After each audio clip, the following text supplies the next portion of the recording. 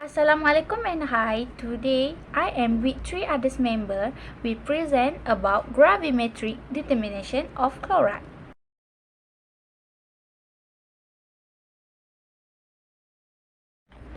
By measuring a sample mass, a quantitative analytical method called gravimetric analysis can determine the quantity of a certain substance can be found in it.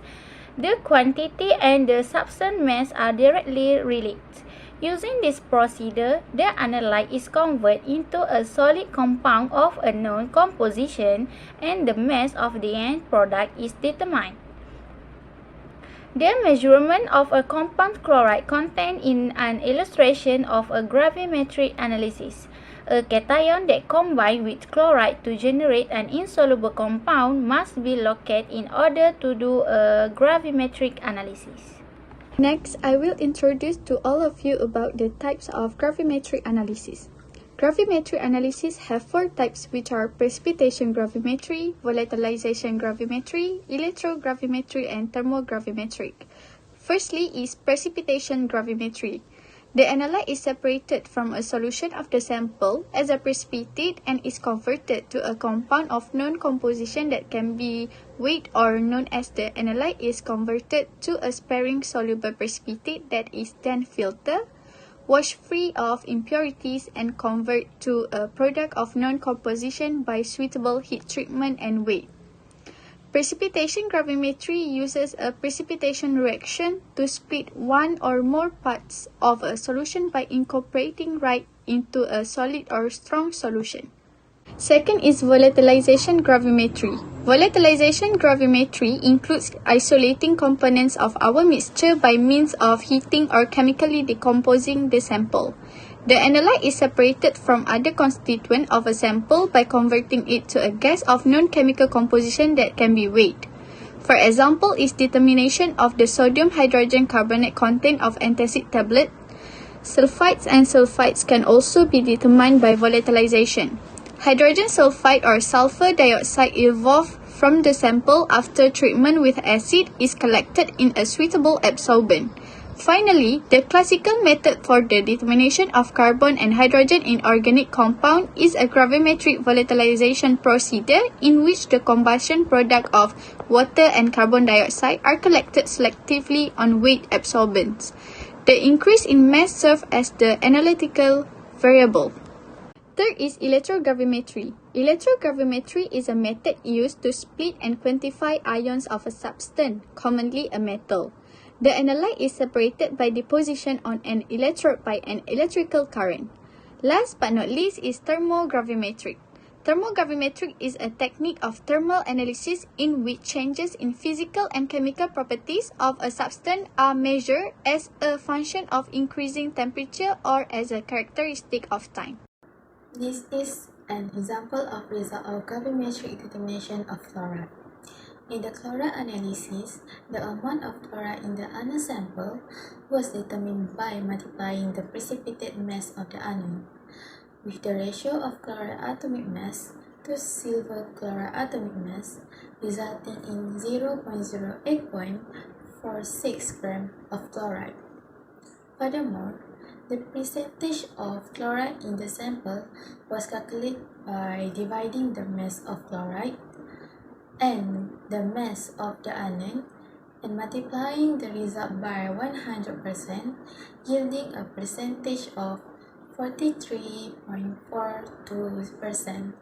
This calculation provides valuable insight into the composition of the analyzed sample, demonstrating the presence of chloride and its relative abundance within the anion substance.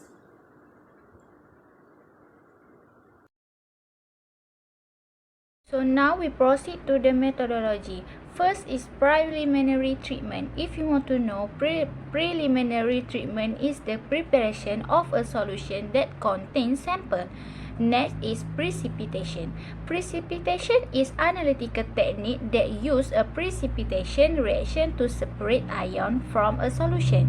The chemical that is added to cause the precipitation is called the precipitant or precipitating agent. Okay. So net is filtering and washing off. The precipitation must be separate from the supernatant solution and other constituent of the sample. Filtration using filter paper is used to collect all the precipitate form, while washing is required too because precipitating reagent is usually added in excess. Next is drying and ignition. The gravimetric precipitation is heat until its weight become constant. Then is weight. The weighing from the precipitate is weighing by using sensitive analytical balance. And for the last one is calculation. Calculation is the calculate the mass of analyte present in the original solution. Hi, Assalamualaikum. I'm Norfana Shamimi binti Muhammad Shukri with the ID number 2022-761-749. So, I will be here today explaining more details about the steps or the procedure for determine the chloride using the gravimetric analysis. So, the first step we will go is the preliminary treatment, which what we will do here is we clean the 3 sintered glass crucible using the following procedure. So first we do is pour 5 ml of concentrated nitric acid into each crucible and let the crucible soak for a few minutes. Alright, so next what we will do is by using the water aspirator, which is shown in the slide, we draw the nitric acid through the crucible and then draw 3 portions of that water through each crucible. And then we discontinue the aspiration and add 5 ml of the 6F ammonium hydroxide to each crucible and then let the crucible soak for a few minutes. Then we will have to draw the ammonium hydroxide through each crucible by using the water aspiration and then rinse the crucible 6 to 8 times with the deionized water. And then mark each crucible with your initials and add a number and dry each crucible to constant mass by heating it at 110 degrees Celsius for at least 1 hour. Alright, so for the second step, after we finish preparing the apparatus, next record the unknown number and transfer the unknown to a weighing bottle, and then dry the unknown in the oven for at least 2 hours at 105 to 110 degrees Celsius. We can use the laboratory oven as shown in the slide. And after drying, store the unknown in the weighing bottle in the desiccator and allow it to cool. Okay, moved on. We wash 3 because of 600 ml because using soap and water and rinse them with 3 portions of deionized water, which is about 225 ml portions, and then clearly label this because so that you can tell them apart. Then, by using the analytical balance shown in the slide, weight 3 individual samples of your unknown and put each individual sample into its own clean 600 ml beaker.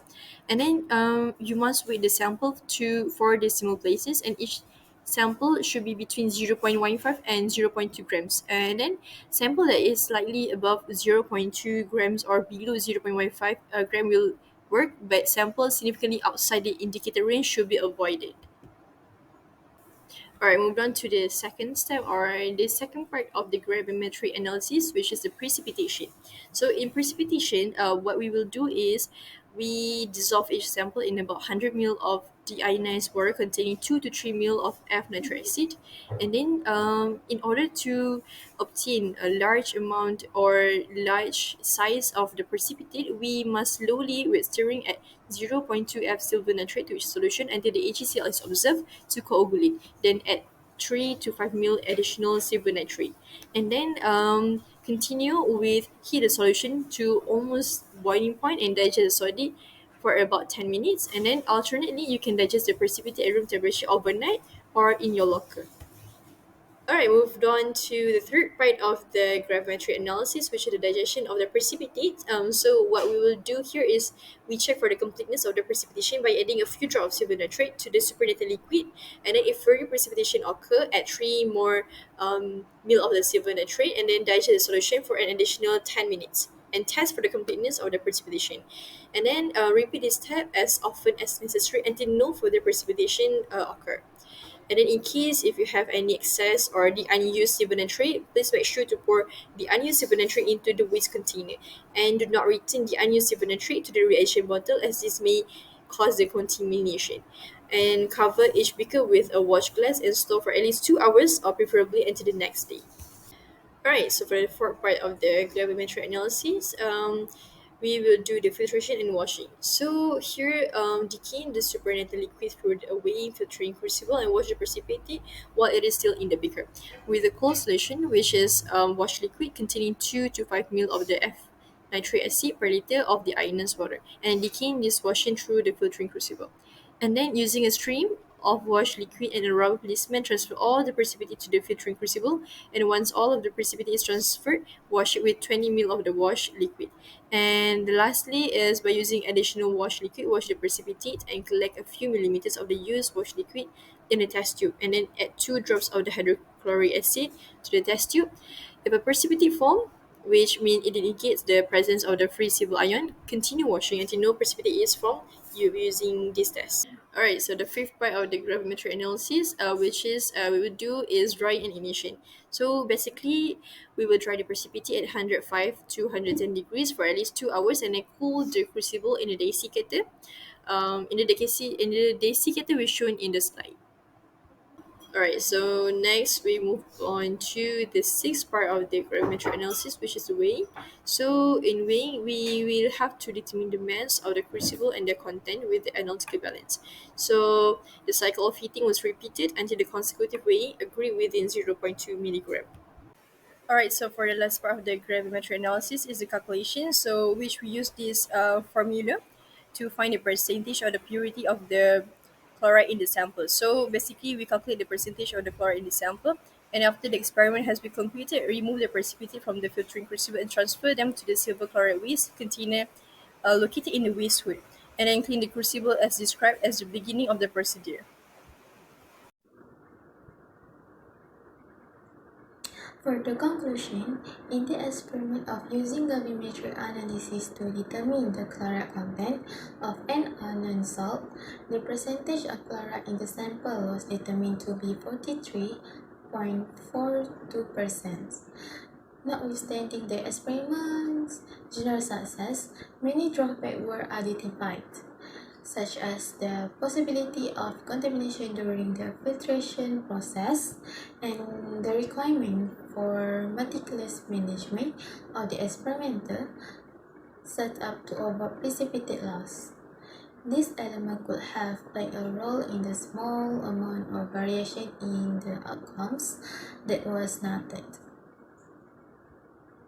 The experiment demonstrates the usefulness of gravimetric measurement of chloride in examining material with 12% chloride concentrations, providing valuable insight for future analytical improvement.